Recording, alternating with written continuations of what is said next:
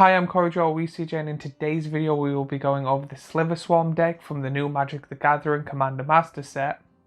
When it comes to this video, I will not be going over the deck in its entirety. I will just be going over cards that I think are good, giving my thoughts and opinions on some of them or chunks of them, and then at the very end giving my thoughts and opinions on the entire deck to see if this deck is worth buying.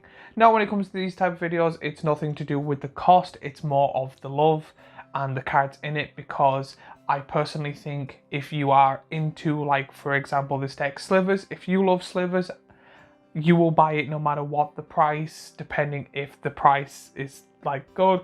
But then there's some people that will hate Slivers, and even if it was super cheap, they would not buy it. So let's start off with the commander being Sliver Gravemother. For a Wooburg, you get a legendary creature Sliver that is a mythic. The legendary rule doesn't apply to Slivers you control. Each Sliver creature card in your graveyard has Encore X, where X is its mana value. It has Encore 5 and it is a 6/6. When it comes to this, I find this to be a very strong commander. One, it is all 5 colours, which again a good Sliver commander should be, and it has a really good ability. The first one being that legendary rule does not apply to Slivers, which makes even all the Slivers you have in the deck also work with that, which is absolutely mad.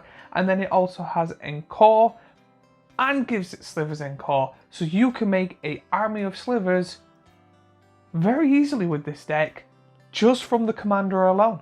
Next is the sub-commander, and that being Rukarumel Biologist. For a Wooburg, you get a legendary creature, human wizard that is a mythic. As Rukarumel Biologist enters the battlefield, choose a creature type. Slivers you control and non-token creatures you control are the chosen type in addition to the other creature type. The same is true for creature cards you control and creature cards you own that add on the battlefield. Tap 3 and 8, create a 1/1 colorless Sliver creature token, and she's a 3/3. To be honest, when it comes to this, I really like this card.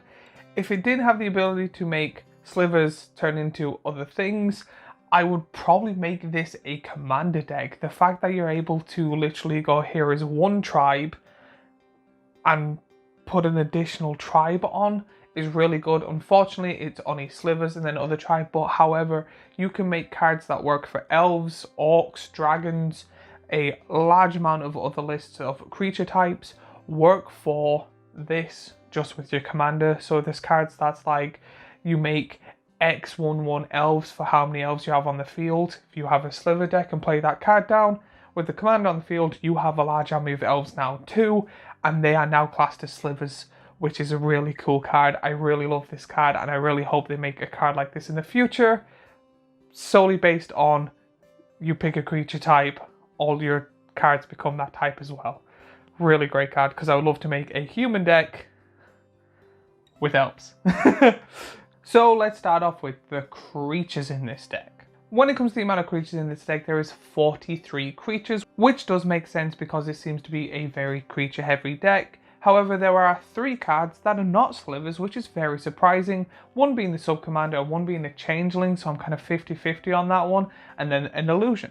But when it comes to this section, I will be going over the Slivers that are in the rare category, because I didn't want to go through all the Slivers. However, there's still a longer list of good Slivers in this deck, and them Slivers are Glade Ride Sliver, Cloud Shredder Sliver, Hatchery Sliver, Spiteful Sliver, Siphon Sliver, Bone Sickle Sliver, Capricious Sliver, Lazotep Sliver, Regal Sliver, Shifting Sliver, Taunting Sliver, Brood Sliver, Sliver Hivelord, Synapse Sliver, Magnetic Sliver.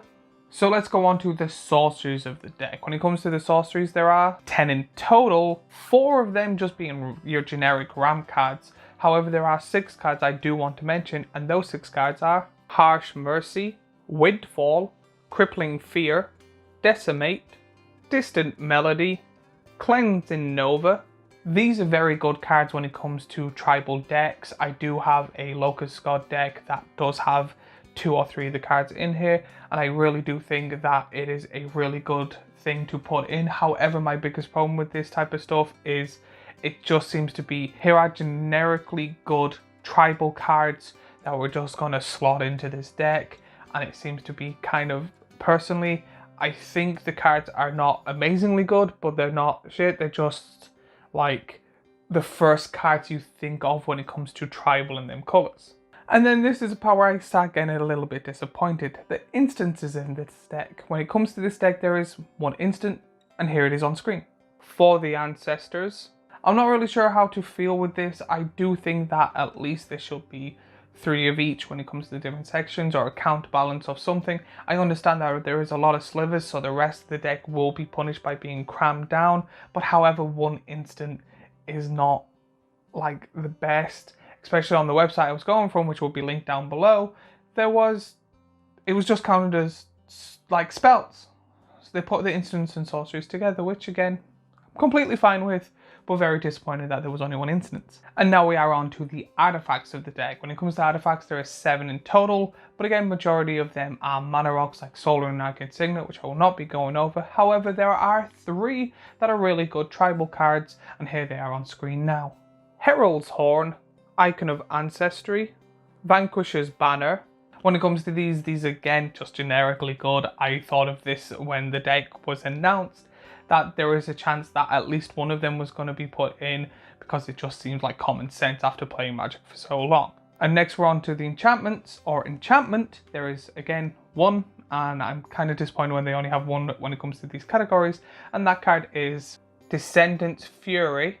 And then finally the lands. When it comes to this deck, there is 37 lands in total, and again, my thoughts and opinions on this is the lands could have been a little bit better for how much push there is in a Wilburg deck, but I have seen a lot of hate online. But again, when it comes to this video, this is my thoughts and opinions, and here are the lands on screen now.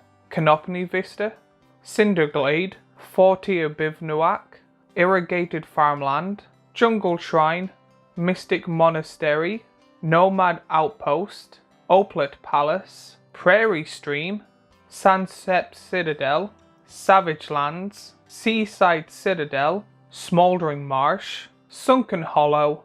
Overall, when it comes to this deck, it is just above okay in my opinion. If you are madly in love with slivers or always wanted to make a sliver deck, this is a really good deck to start it. If you want a tribal deck, and slivers again is one of the reasons, again I think it is good and maybe worth the money depending on the price where you get it, because I've seen prices fluctuate wherever you go. I do think it is a very good deck as buying it. I find when it comes to commander decks, they are doing very well in structuring decks, except for the lands. The lands are always the weakest. I'm not a big fan that there was only 1 instant and 1 enchantment. However, I do understand that they are crammed, so it was kind of difficult to put more in. But overall, if you're not big into slivers, you're not big into like spending a large amount of money, because there's not many cards in there that you can use to help build other decks or use as a skeleton for other decks, this is kind of my personal opinion, too niche of a deck. If they worked more on the sub commander, I would have been like, that's fine, but it just seemed to be very sliver heavy, and I know it's a sliver deck and that's what the deck's supposed to be, but overall I think it's just a okay deck depending on who you are as a player. But as always, let me know what you think in the comments down below. Let me know what cards you would like to see or take out. Let me know what you think of the new slivers, and while you're down there, remember to like and subscribe and follow me on all my social media, and I'll see you in the next video. If you like this video, I have a video here where I talk about the commanders and my thoughts and opinions on them, a playlist here, and a subscribe button here that I think you should all hit.